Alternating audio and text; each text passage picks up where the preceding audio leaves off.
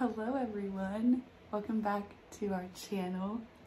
If you saw the last video that was titled A Godly Wife, What Does That Mean? Then this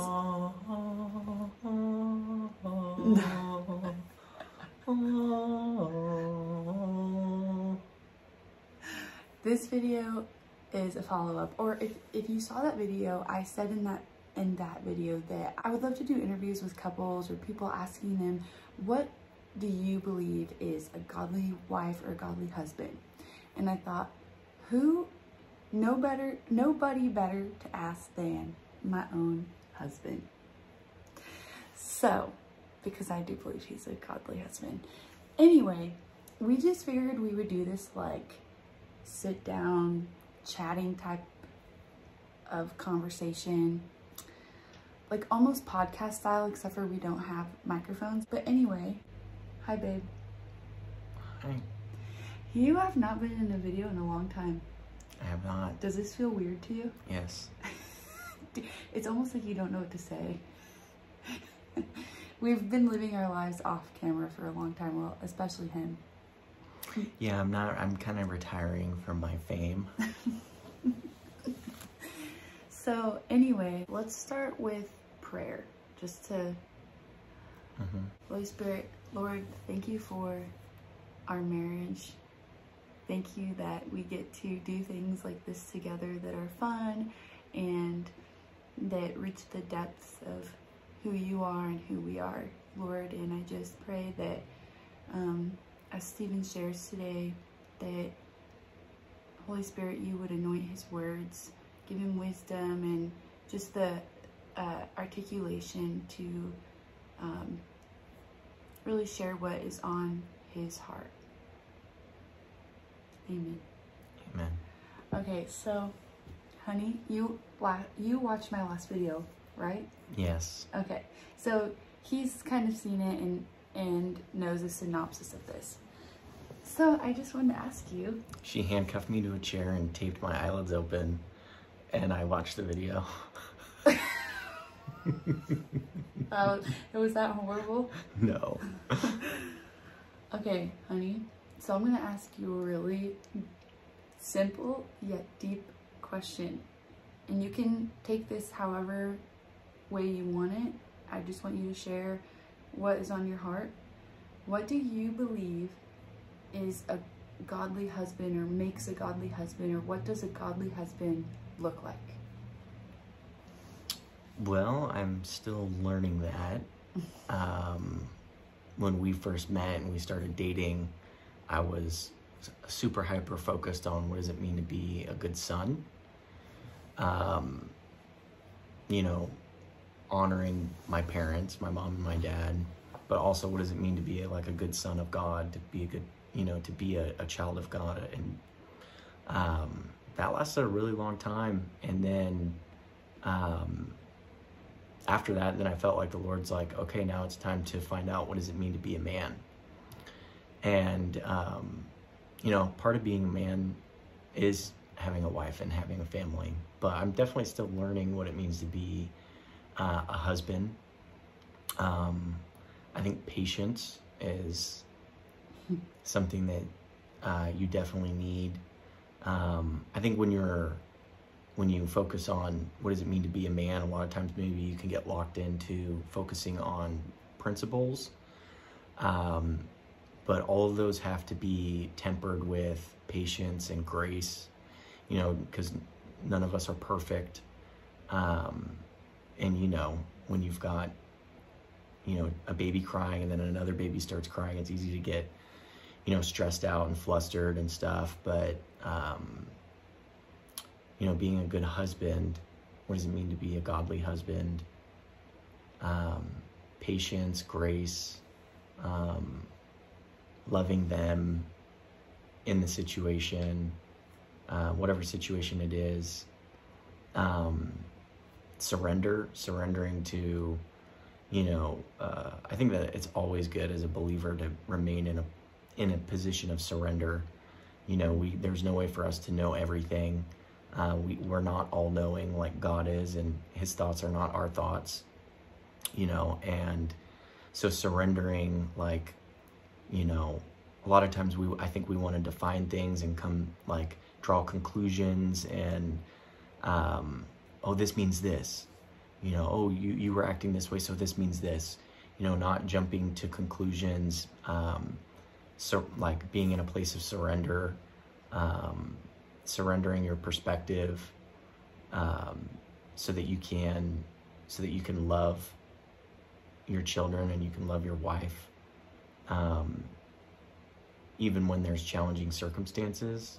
So I'd say patience, grace, surrendering to God, because you can't, you know, it's funny now, there's like, obviously like the feminist movement has been like huge, growing, just, I mean, it's all over social media, it's been in the churches for a long time, it's being promoted absolutely everywhere, and, you know, public education, online platforms, and now we're starting to see another side of the narrative come out where men are talking about, you know, their perspective on all of this stuff, but ultimately, and there's a lot of great information in there, and, you know, and the traditional roles of men and women and in relationships and marriage, but ultimately you can't, a man cannot assume a position of authority in a relationship unless they are submitted to an authority.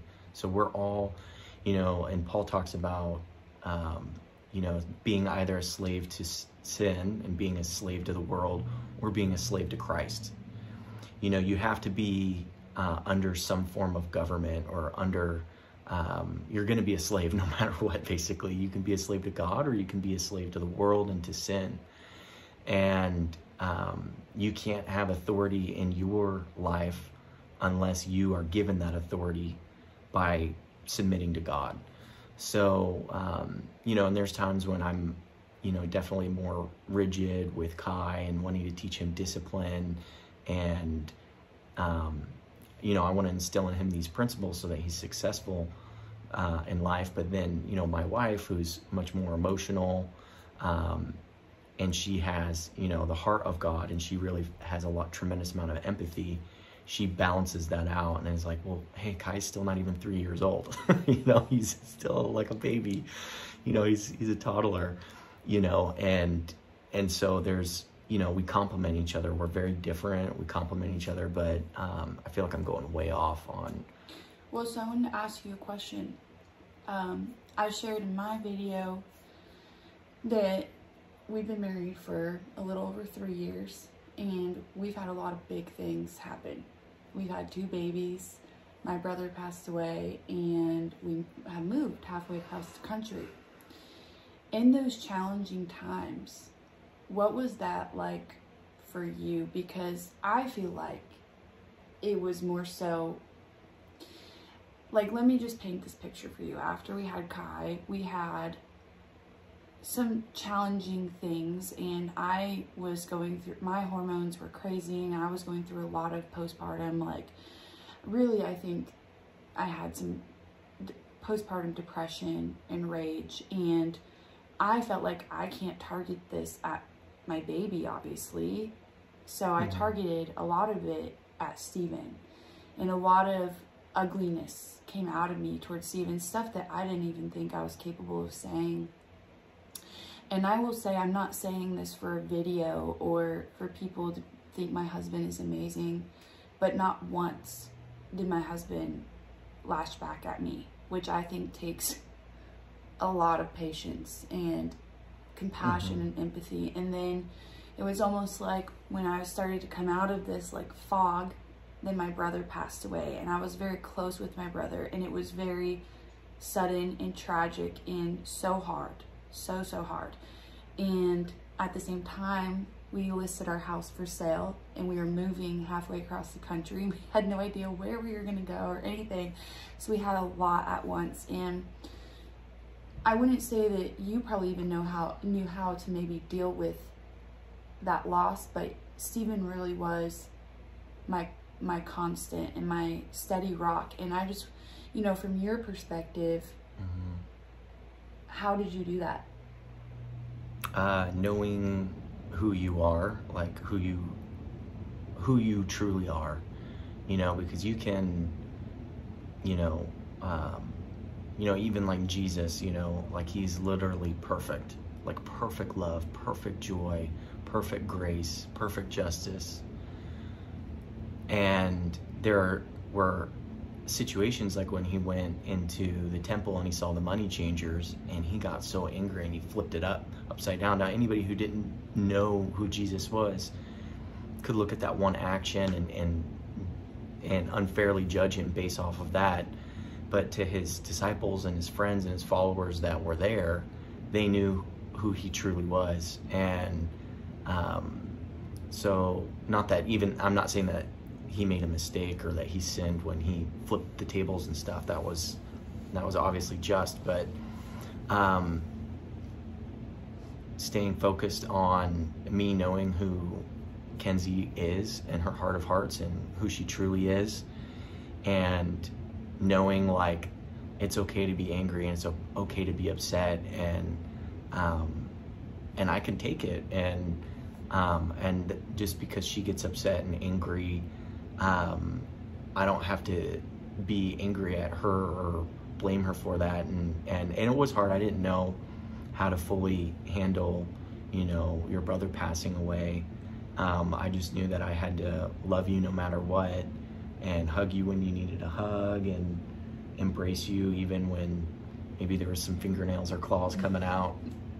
And that's, I think, the role that we as men play as the foundation and the head of the relationship, and being like, hey, I chose, it's the man who gets on a knee and says, will you marry me? It's the man that and of course she has to say yes, but when I asked her to marry me and she said yes, that was my decision of until death do us part. And it doesn't, when you're doing your vows, they don't say, oh, until you get really angry. Like, do you promise to hold them and to love and to hold them and to care for them until you get really angry, or until you're not happy anymore, or until you get bored? It's like, no, until you die. And in life, there's ups and downs, and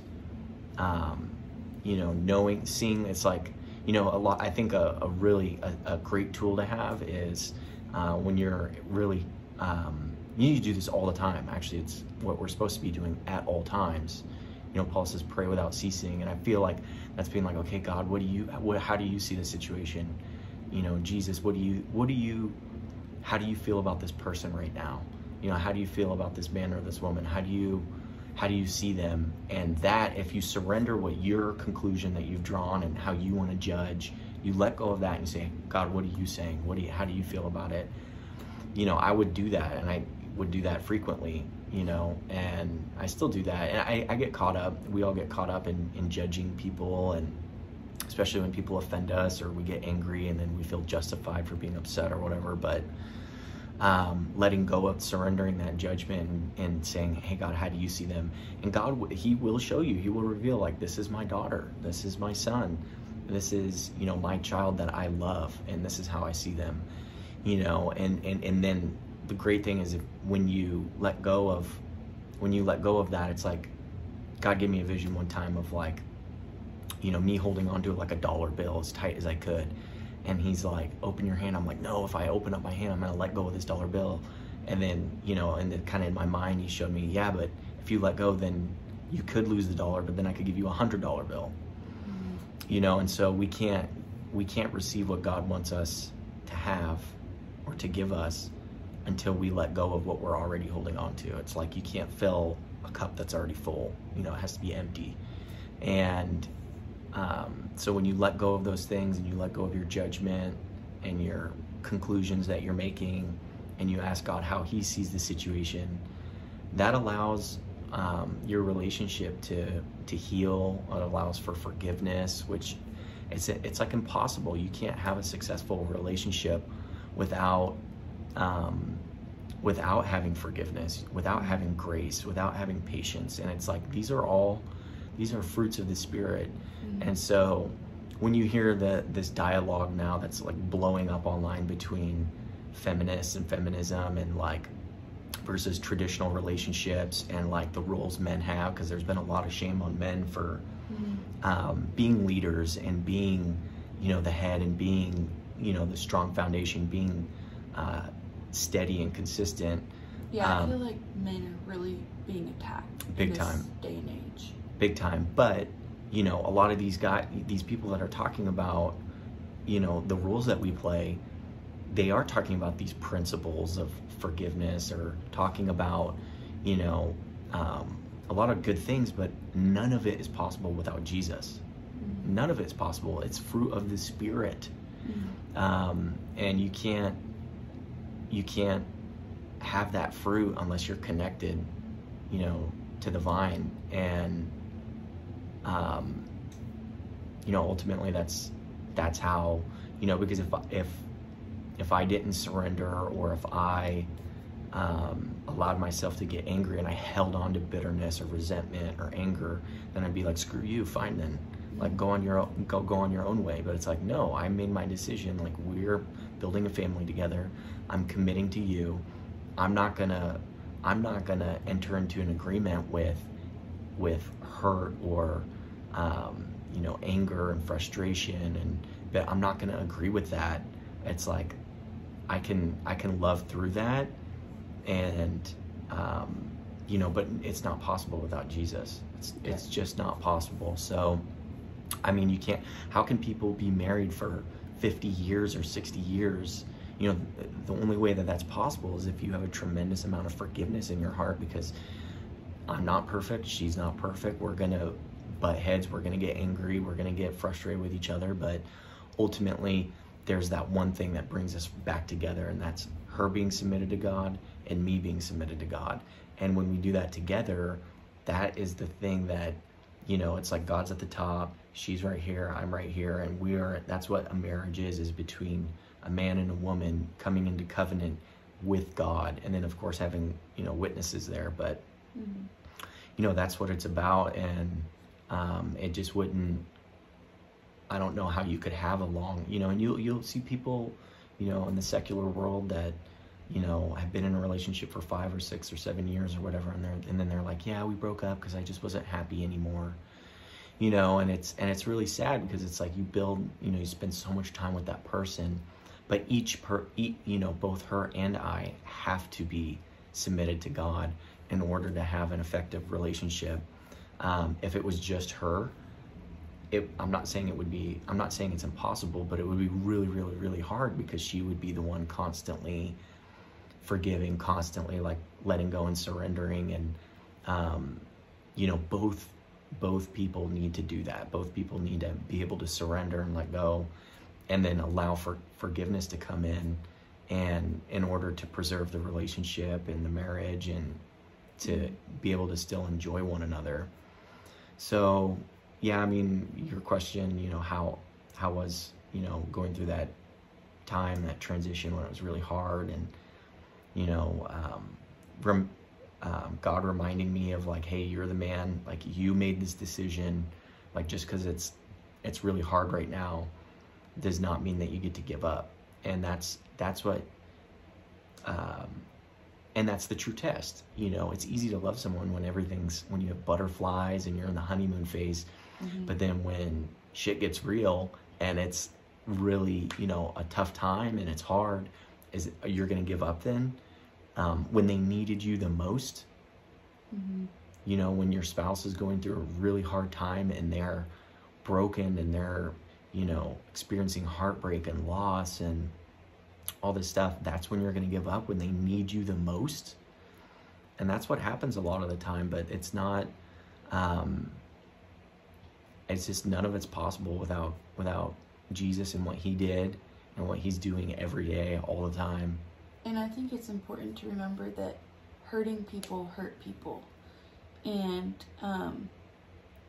not to take it personally, even though a lot of the attacks are personal. Like, honestly, like, I would personally like attack him for him to not take it personal, and to remember that, hurting people hurt people. Like, that really does take walking with Jesus, I think.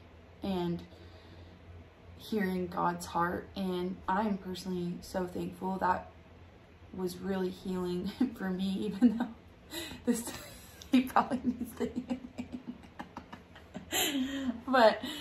But for me, I've experienced a lot of people walking away from me, so the fact that he didn't was very healing for me. So I also, okay, so where am I going to get another woman that looks like this? I'm not trying to make baby number 3. Baby number 3, baby. So I have another question.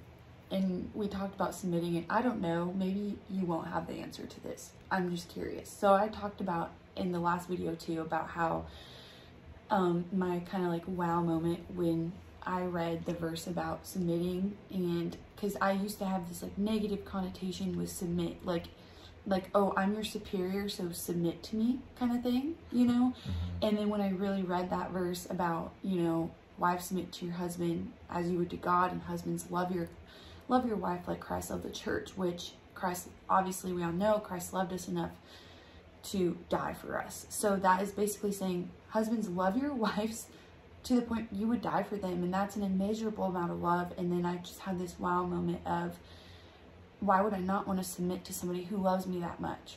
But I fought submitting for a long time. And sometimes I still do, because there are things that we don't always agree about. Mm-hmm. I do think that there has been a shift in that, and him and I have talked about this, that he has like noticed it too. So my question is, could you tell that difference of like me fighting it to me maybe not, and what's that like for you as the leader of our family, as the head of our household, to experience that? Well, I think it's, and I think a lot of people, you have heard this from so many different sources and places, but you know, if she feels truly loved by me, she's gonna respect me. And I feel like that's another word for like submit, is like when you respect somebody and what they have to say, you're gonna say, okay, like I respect that, and like you're the leader, and I'm gonna you know, maybe I don't understand it, and this happens all the time in the workforce. You know, when you have a boss or whatever, they'll ask you to do something, and you may not see the point in it, you may not see the purpose in it, mm-hmm. You may disagree with the strategy behind it, but you still do it. You still go and do it. Why? Because they're your boss, right? And so, you know, in the context of marriage, not that I'm her boss, but if we were not married, right, and you know, this could be for a lot of those women that want to be single and independent, and I'm strong and independent, I don't need a man or whatever. It's like, then you're gonna submit to your boss at work. You're gonna submit to, there's somebody, and it kind of goes back to that thing about being a slave to righteousness in Christ, or being a slave to the sin in the world. You're going to be under something, and you get to choose. But if you don't choose, someone else will make that choice for you. You know, and that's why there's prisons and jail and all that kind of stuff. But for people who don't want to take accountability and responsibility for their actions, but everybody has to make a choice. And I'm sorry, what was the question again? Can you tell the difference from maybe when I would push back more? Yeah, I can. I mean, kind of going back to the love and respect thing, you know, man wants to feel respected, and he feels respected when his wife submits and is like, honors what he's asking. And you know, and a woman, you know, when the man loves the wife, you know, she's naturally, if she feels truly loved, like you have my best interest in heart, mm-hmm. she's going to respect him. And then that creates like a circular effect where it's like, I'm loving her, she's respecting me, I'm loving her, she's respecting me, she respects me, so I naturally want to love her. And it just creates this continuous effect. And in the same way, it's easy for it to go in reverse, where it's like, oh, she's being disrespectful or not submitting, and then okay, then I'm not going to be loving. Like and I would do that. I would have a propensity to being like, okay, I'm going to withdraw. I'm going to be silent. I'm going to have short responses. I'm going to show less affection because I don't feel respected and honored, you know, and then in that can create, the same thing can happen. It can just be the same chicken and egg thing.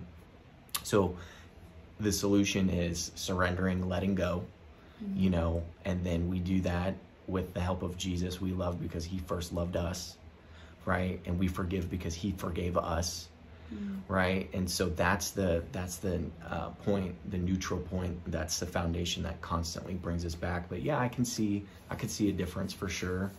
I think I've seen that you enjoy your time with the kids more when you're not resenting, when you're not angry at me or resenting me. Like, you have more fun with the kids and you enjoy being a mom. And yeah, I definitely see that you're more content and satisfied, you know, in life. You know, I mean, I think we all have dreams, you know, and we want to be doing more, we want to be doing better, but you know, the presence of God is like, it's right here, it's right now, and it's always, you know, and not to be super philosophical, but it's always right now. You know, in 5 minutes, once we get there, it'll be right now. So that's all we have is right now. And so, you know, being grateful and thankful for everything that you have and everything that God's doing in your life, maintaining in that place in the presence of surrender and gratitude allows you to enjoy life significantly more than if you're constantly thinking about the past, or if you're anxious thinking about the future, or if you're comparing your life to someone else's life. Yeah. Comparison is a thief of joy. Yeah. Truly. So. And I think to have this relationship where you're okay, first I want to throw out, I think most women want to be led by their husband. I personally, I do. Honestly, I don't really want that responsibility. I want my husband to lead us, and to have this kind of relationship where, okay, I submit to you. I think it takes a ton of communication and trust in each other.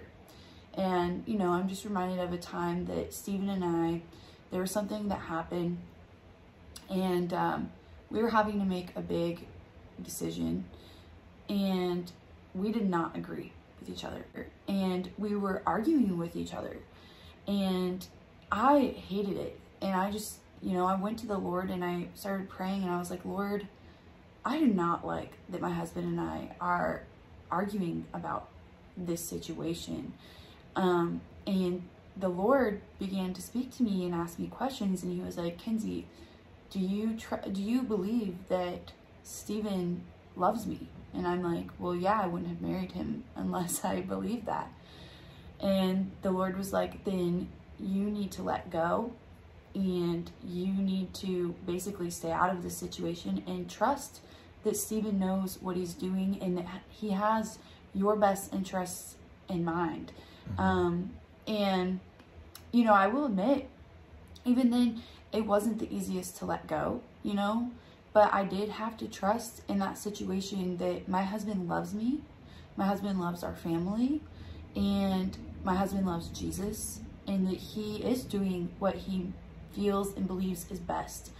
And so, you know, and like I said, I think that takes constant communication with each other and trusting each other. And, you know, there's been times where Stephen has made a decision and I'm like, okay, babe, like, I really need you to talk me through this. Like, why did you make that decision? And a husband that loves his wife is going to give her a response and say, okay, this is why I chose to do that. It's not just gonna be like, you know, don't worry about it, or well, because I'm the head of this household, so that's why I did it. Because I said so. Because I said so. I hated hearing that when I was... Yeah, I know. And so, yeah, I think, you know, we've spoke a lot about that, but I think that is a really big thing in marriage. Obviously, we both have said we're still learning how to be a godly wife and husband, but that's been like a reoccurring theme of our conversation, is that love and respect. And I think that a lot of a lot of couples are like that. Women want love, men want respect. And so that takes so much communication and trusting. And I understand that sometimes trust has been broken. And so you have to rebuild that trust. But I think that, like Stephen said, you know, it takes constantly walking with Jesus, asking the Lord, you know, kind of like that conversation I had with the Lord. Like, I hate arguing with my husband. I hate it.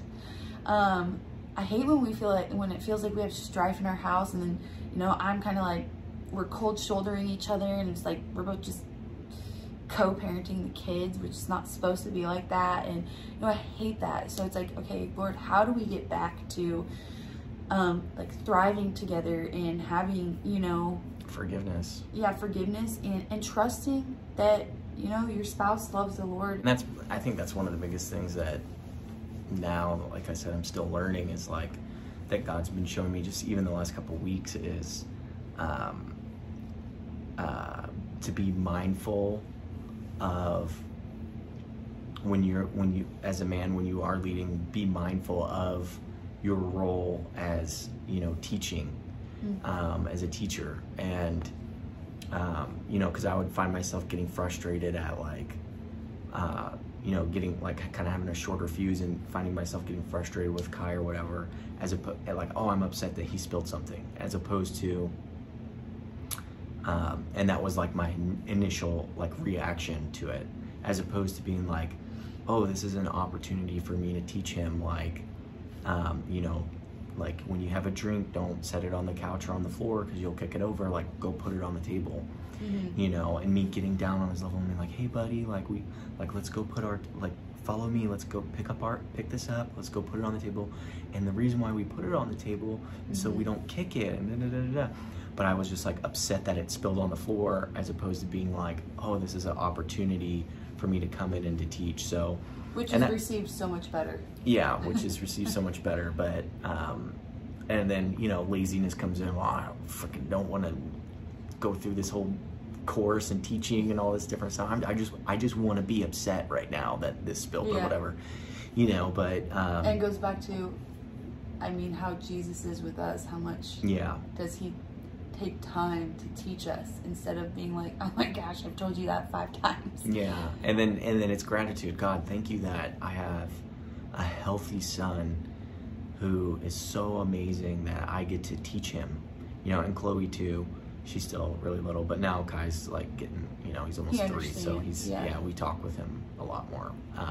There's more dialogue there. So, but God, thank you that, wow, thank you that I get to teach him. Thank you that I get to be here in this moment, you know, with him, and show him these things, and show him what you think about the world and how you see people and that kind of thing. You know, that place of gratitude, of being grateful, and that perspective change is really what changes, like, the quality of life that you have day in and day out, rooted in gratitude, you know, having forgiveness, surrendering, and that kind of a thing. That's the key. You know, Jesus is the key.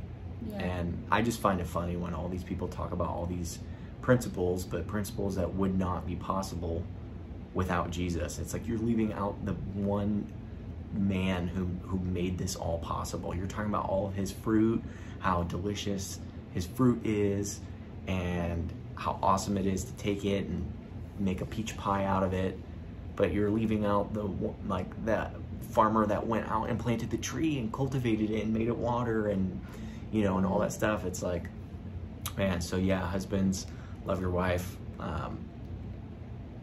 And so, stay grounded. My last question is, which is kind of broad. So I asked you, what do you believe it means to be a godly husband? Which maybe we should revisit this question every 5 years or something. Because I'm sure every day. I'm sure we're gonna have different answers as we, you know, like, we haven't been married that long. We got 80 more years left. 80. Yeah. What do you think? So I asked you about being a godly husband, but, you know, we've had our challenges, and we've been thriving before too. When our marriage is thriving and healthy, what do you think are the top things that makes a healthy marriage thrive and successful? Like, what are things we're doing or practical or whatever? Playing, like joking, being silly, having joy. And I think about that a lot too. Like, I mean, out of all these amazing attributes of God and all these, you know, revelation and prophecy and like, you know, words of wisdom and grace and justice and all these things, right? And yet the only thing that it says is our strength is joy. It says the joy of the Lord is our strength. It doesn't say your ability to remember Bible verses is your strength. You know what I'm saying? Your patience is your strength. No, joy. So I think that has to be number one. Yeah. You know, having joy, being able to, like, I mean, we play with the kids and then the kids see us play with each other and tickle each other and, like, you know, hi-ya, and like hit each other with pillows and whatnot. It's like, they love that. And it's so much fun. They want to join in. And now Chloe, she's crawling around, and when we start going nuts and we're all wrestling and playing, she's crawling into the mix too. Yeah. So cute. So I think I would say joy. I don't know if there's really anything more than that. Having sex.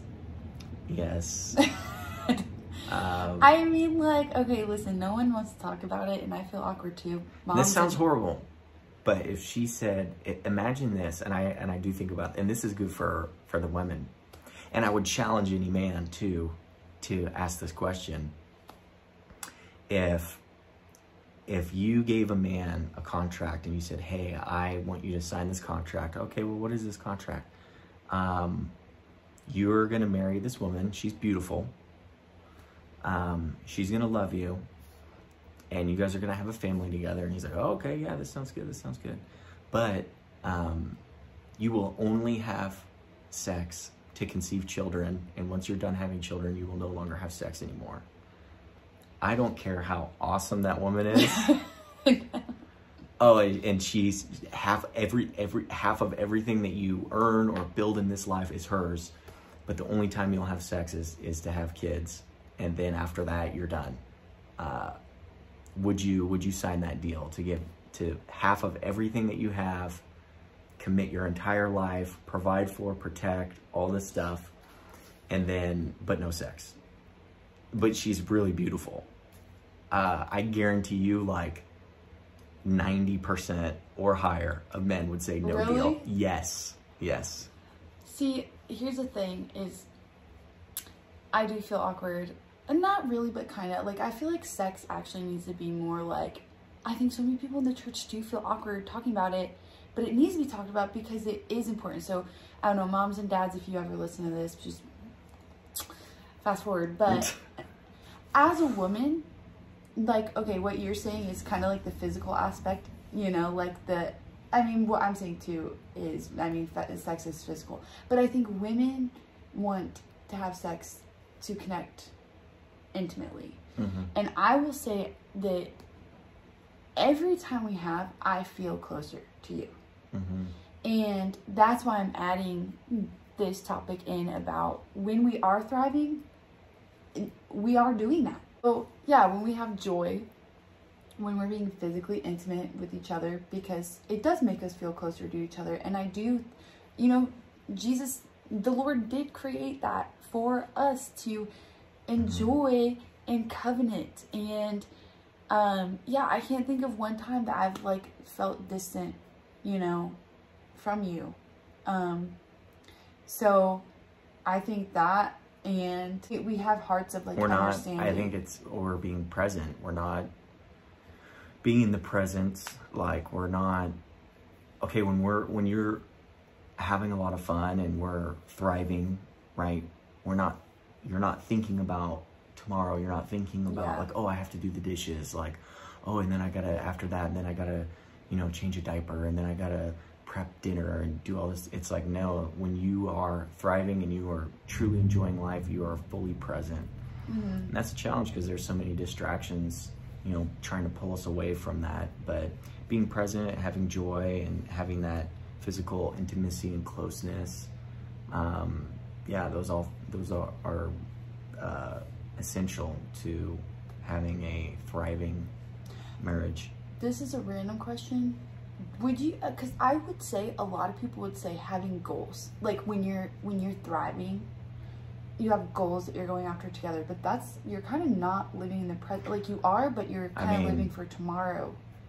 I think achieving goals is extremely rewarding, but just having goals, I don't get anything out of having a goal, but achieving it is extremely rewarding.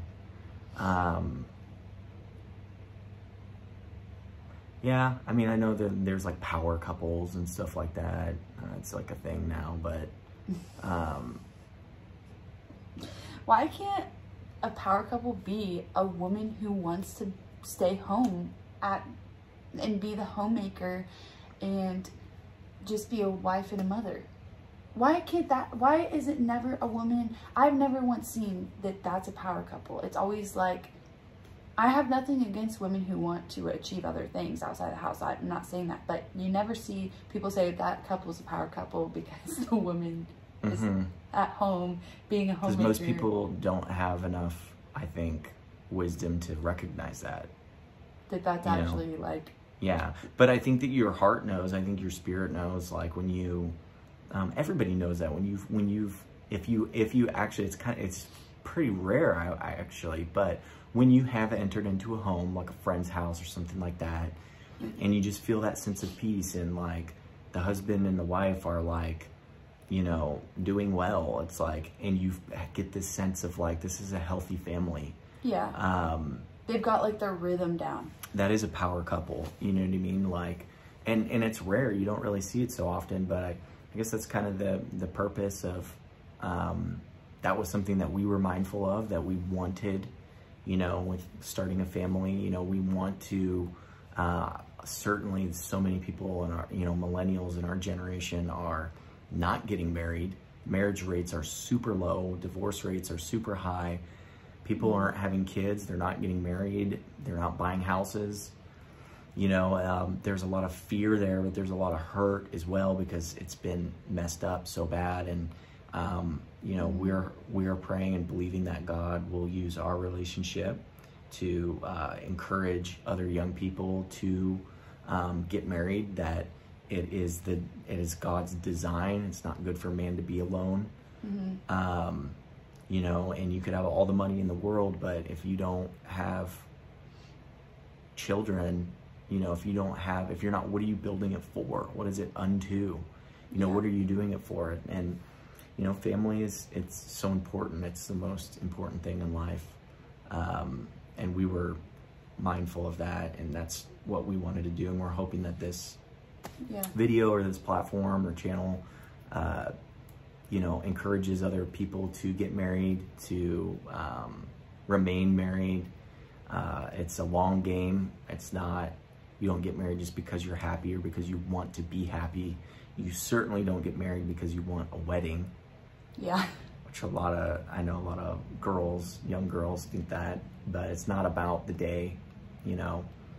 It's about building a legacy and having somebody next to you that will walk with you.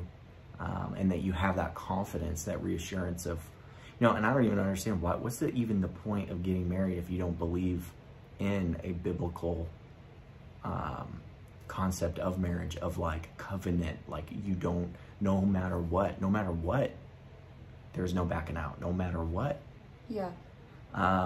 Then what's the point? Because that is like a safeguard. It's like, no, it's like when you do that, there's this massive sense of peace of like, oh, like, yeah, like I don't have to be afraid of that, of being left or being left, you know, of my spouse leaving me. Like there's a reassurance that comes with that, you know, and that's a great thing.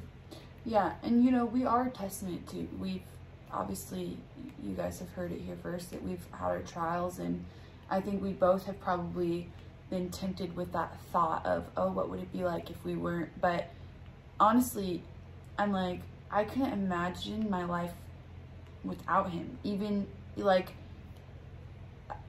I don't think I could do it. Especially now that we've created children and stuff, like, I just don't think I could. But anyway, that's a topic for, you know, a different Well, I time, remember, but... I mean, you know, and I grew up in church, and my parents are married, but literally 99% of everything that I heard when it came to relationships and marriage and, you know, having a family, it was ubiquitously discouraged. Yeah. Everywhere. I mean, by everyone. Yeah. I only had one person, and it hit me so hard I cried when he said it to me, but he was like, he was the only person in our friend group that was married and had kids. All of us were about the same age, but single, and he was married, and he had 1 or 2 kids, and his son came up, who was real little, like 2 years old, and sat up on his lap, and I'm sitting next to him, and he like looks at his son, and then he looks at me, and he goes, dude, he's like, you got to get one of these. and when he said that, I actually started crying, and I was like, that's the first time, and I think I was like 25 or 26. That's the first time anyone has ever encouraged me to have kids. Yeah. That's the first time anyone has ever, and especially anyone like relative to my age, that's the only time. And it was such an arrow of truth of like, dude, you gotta get one of these. Like, and it was in like a joking way, but it was like, dude, no one's encouraged me to like have a family and to have kids. Yeah. No one, not the media, not even my own parents.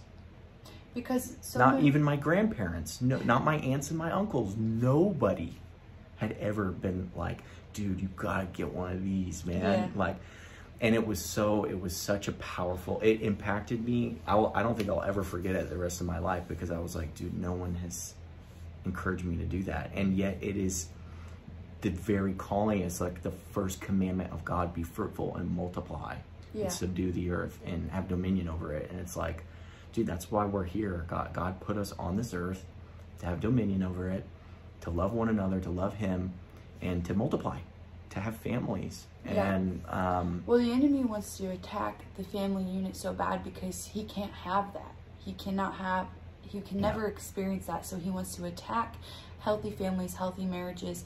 And, you know, we live in a culture right now where it is so chase your dreams and do this, and this. And go buy a brand new car. Yeah, and everyone wants to back out when relationships, you know, get hard. They want to back out and, oh, no, this is not what I signed up for. Well, come on, people, like, we're gonna experience trials and things like that. And that's what makes you strong. Yeah, and... Dude, you only get stronger by experiencing pain of suffering.